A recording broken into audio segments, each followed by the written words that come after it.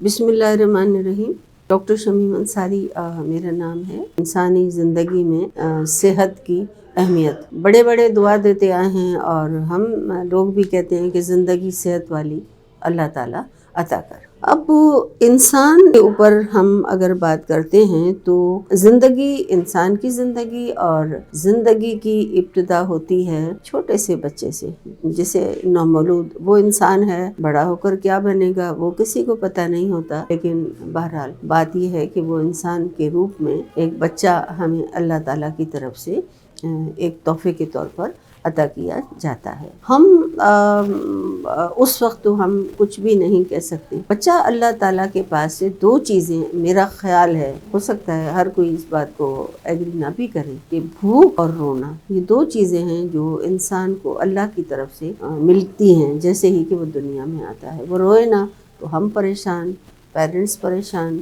اور اگر وہ روئے، جی بھر کے روئے، تو ہم بہت خوش اور زیادہ خوش۔ اور اس کے بعد جب اس کا رونا بند نہیں ہو رہا تو اب ہر کوئی کہتا ہے اسے بھوک لگی ہے، مانا دونوں چیزیں انسان کی ہیں۔ اب بچے کی بھوک مٹانے کا انتظام تو رب کائنات نے پہلے سے کیا ہوا ہے، وہ ہے ماں کا دودھ۔ پتہ نہیں ڈے بائی ڈے جوں ہم ترقی کرتے جا رہے ہیں، ایک طرف تو ہم سیمینار کرتے ہیں، لوگوں کو مشورہ دیتے ہیں، ایک دوسرے سے ہم کاؤنسلنگ کر رہے ہوتے ہیں کہ جی دنیا میں ماں کے دودھ سے بہتر کوئی چیز نہیں ہے، یہ بچے کی پہلی غذا ہے۔ لیکن افسوس اس بات کا ہے کہ ہم بچوں کو پہلی غذا دیتے نہیں۔ ہمیں یہ ہوتا ہے کہ اب مریضہ کیسے لے گی، اور آسانی اس میں ہے کہ بس ڈبے کا دودھ، ٹاپ فیڈنگ اٹھائی، بچے کے لیے دودھ بنایا اور اس کو دے دیا، بچہ بھی خوش، ماں باپ بھی خوش۔ انسان ہونے کی حیثیت سے تو اور بات ہے، لیکن بحیثیت ڈاکٹر کے ماں کا دودھ ہی بچے کی اولین غذا ہے، وہ اس کو ضرور ملنی چاہیے۔ جو بچے ماں کے دودھ پر پرورش پاتے ہیں ان کو نمونیا کا ایشو بھی نہ ہونے جتنا ہے۔ اور بھی محرکات ہیں، لیکن فی الحال تو اسی کے اوپر ہم بات کریں گے۔ ایک انتہائی صاف ستھرے طریقے سے بچے کو دی جانے والی غذا ماں کا دودھ ہے۔ ایک ہمارے ہاں آج کل آپریشن کا رواج ہو گیا ہے، تو ہر کوئی یہ کہہ رہا ہوتا ہے کہ بھائی ماں کا آپریشن ہوا ہے، وہ اب کیسے دودھ دے۔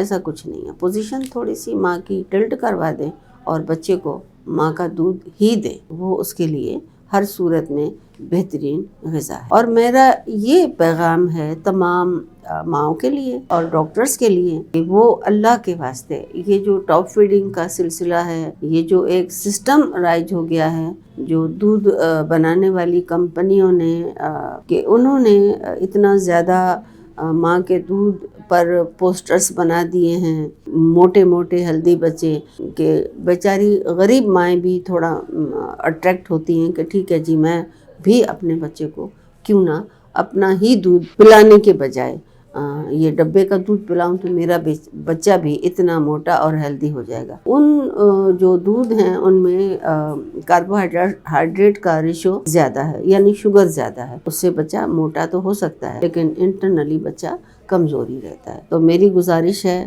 ماؤں سے، ڈاکٹروں سے اور دودھ بنانے والی کمپنیوں سے کہ جیتے جی ماں کو بچے کا دودھ پلانے سے نہ روکیں۔